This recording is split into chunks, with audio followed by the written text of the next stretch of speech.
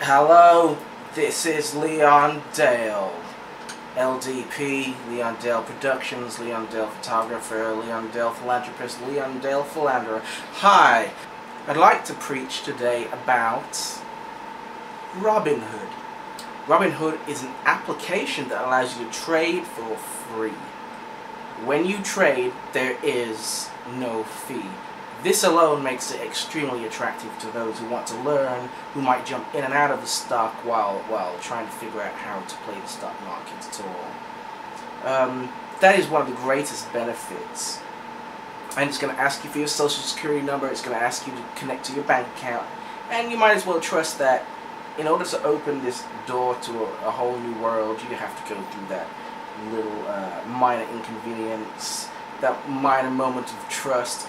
But you can go ahead and Google it if you want to make sure that it's legit. I think you'll find that it is. And I think that you'll find the education you can find by getting on Robinhood is invaluable. Robinhood is a mobile investing application that allows you to trade without any fees involved, which is a massive plus for a beginner. There are no minimums either. If you can find a stock for 37 cents, you can put 37 cents in there and buy one stock for 37 cents. I don't know why you would want that, looking at you, Seadrill, but Robinhood is definitely one of the first things to wrap your head around. And if there are challenges to you hooking up with Robinhood, overcome those challenges and get with Robinhood. The second one is Acorns, and it's another application that attaches to your bank account. Now what this does is round up to the nearest dollar. If you were to spend 75 cents on an item, it would take the 25 cents and put it into a little stash inside of Acorns, and when it builds up to $5, it'll put it into the investing side, and it would take $5 out of your bank account and put it into Acorns in order to invest it.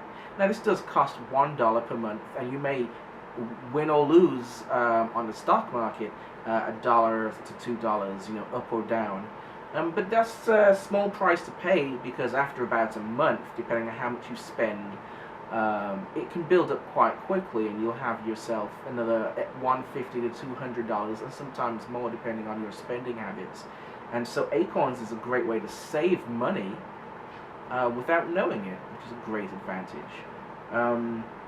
So getting with Acorns allows you to have a little bit of money to invest, or a little bit of money to pull you out of your fuckery when financially you are in fuckery. The last application / I guess website is called Stocktwits. What Stocktwits is a little bit like Twitter for the stock market, in many ways. And you attach this to Robinhood, and it brings your portfolio in, and when people are talking about that stock, you'll see them talking. There's a massive learning curve there. It's not as simple as it seems, but by reading what people are doing and how people are reacting to things, I'm not saying you follow them either at all, but you do get a great amount of information and from people who are actively trading and not doing it on paper or not on TV telling you how rich they are. Stocktwits allows you to hear the chatter and the gossip around the stock as it happens, even when those rumors are false or those rumors are wrong, or whether they're actually gems in disguise. It's all up to your personal interpretation, the same way it is in social interactions out there, whereby you hear a rumor, you can follow that, you cannot follow that. But it is a great treasure trove of gems, information, and general sentiment around any stock. And there hasn't a day gone by and I haven't opened up Stocktwits to see what people are saying about Kara, and the conversation has been dramatically educational. I could go on about those three: Acorns to save up some money, Robinhood to invest your money, and Stocktwits so you can begin at least your research into the companies that you'd like to invest in. Now, that was just tip number 1. Tip number 2, honestly, if you're trepidatious about putting your money into the stock market, buy one stock and look at it and see what it feels like to win money, see what it feels like to lose money, and don't just watch that thing go up and down as passively as though you were playing slot wheels or something like that, because that's not really what this is. You learn about that company. If that company brings out a new product and that product is a hit, then their stock is going to go up. And if you had bought a lot of their stock because you know about that product and you felt like, yes, this company is about to make a lot of money, then the stock goes up and you make some money. So you want to pick one stock, put a little bit of money in, and track it and learn off of it. And make sure, ladies and gentlemen, you follow the rule unwaveringly that you do not invest anything that you cannot afford to lose. That is of vast importance. A lot of this is about risk management. How much risk can you stand? Because a man can take $1,000 bet, you know, and if the risk is worth it for him and he loses that $1,000, he says, you know what, it was just $1,000. But if a man puts up $1,000 he doesn't have, he's a $300 kind of man, and he does $1,000 bet and he loses, that's a much greater percentage of his total wealth than, you know, the nomenclature of $1,000 would suggest. So don't put anything into the market you can't stand to lose. In fact, you have, in some respects, gambled that money, because a scandal could come out the next day, or a product like the Karma drone, whatever it was, how it malfunctioned and nobody knew it was going to malfunction, and bam, you know, the stock goes down. Or some biochemical company doesn't meet a trial and bam, suddenly the stock goes down.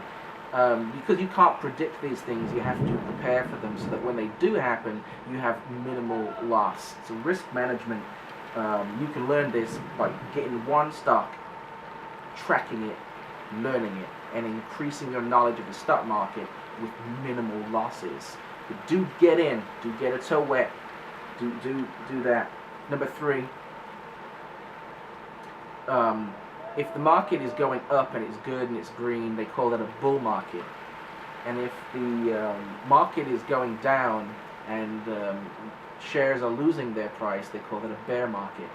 I've been told that this is because when a bull attacks you, it attacks you with the horns up, and a bear attacks you with his claws downwards. And so you've got the bull that attacks you up and the bear that attacks you down. And that's how you can tell the difference between a bull market or a bear market.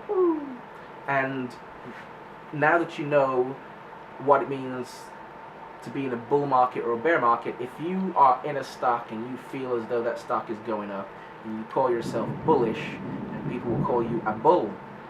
And if you think the stock is going to go down, then they will call you bearish and they will call you bears.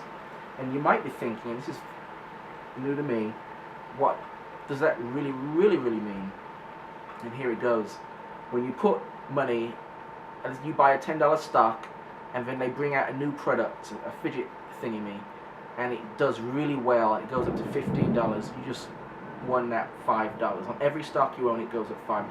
That's a great amount of improvement. That's good. But if you were to short that company, that means bet against it. What you would do is you would borrow a stock. You would borrow a stock at $10. And then when it goes down to $5, you will give back that stock, which is now $5, which you bought for $10, which leaves $5 left over in your account. And that's what it means to short a stock. To bet against it is to borrow and say, when it drops down, I give you back your 5 shares, the same 5 shares you gave me, because the price went down. I will have a profit of how much it went down by left over in my account. And that's why I think it's important to understand bull versus bear. It's not as passive as you think at first, and I'm not exactly sure how to become proactive in pushing stocks up and down or any of that type of thing. But bull versus bear, shorting a stock, that's what I wanted to talk about right then. And the very last thing I want to talk about, number 4, this particular run, the difference between speculation and value trades. Some people are technical traders.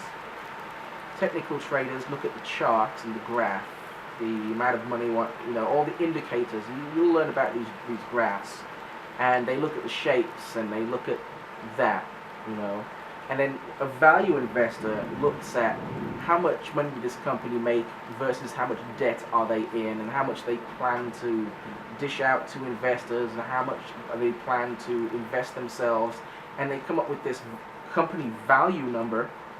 And if the stock is trading below that value number that they have created for themselves, then they buy it, because to them the company is worth X amount and is trading below that number, meaning there's a discount for it. It's undervalued. They say some companies can be overvalued as well, but when you're working in speculation, you're saying that stock went up, went down, went up, it's going to go down, if it's going to go back up again, and that's speculation. But when you look at the company and you realize, okay, they're doing a particular drug, and they're testing it out, and they do a trial, and the trial doesn't impress but doesn't necessarily fail, and people get all jittery and they pull out their money, and the stock had gone up, so people are pulling out their profit, they're running, and suddenly it goes all the way down. When you do speculative trading, this says the company's going out of business, it's a bad stock and everything's going downhill. And that is not an inaccurate observation of the situation, but it isn't a long-term observation of the situation.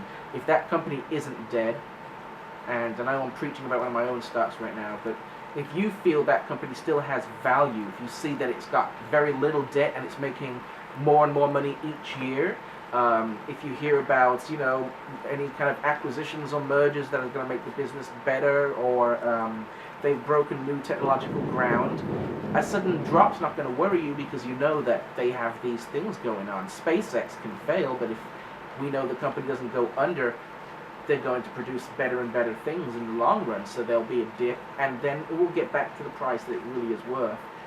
I'm learning sometimes they call that filling in the gap. How a graph might be going up like this, then it'll drop, and then as it climbs up slowly, it'll reach that point it was going to before the drop. I've seen that happen before.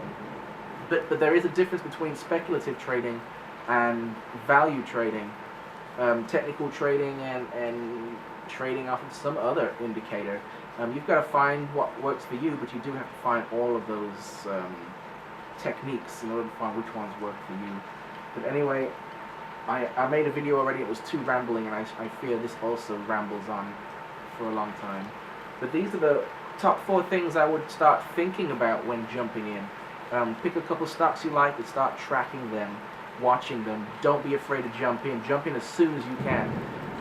Even if you lose a little bit, jump in with one stock to the companies that you want to start tracking, because when it goes down 10%, your ass will know about it, and it will force you to go and do the research on what just happened to Mayo, or to Ocular Therapeutics, or to Blue Apron. If it went down 10%, is that a discount for you to jump in? It seems tasty, doesn't it? Until you look at what the company's going through and you realize that they're just about to come across the great beast of Amazon. And the Amazonians will not allow Blue Apron to take over. And I think they're probably going to be acquired at some point, violently, or annexed completely. Anyway, I've talked too much. This is Leon Dale, Stock Tips 101. Thank you.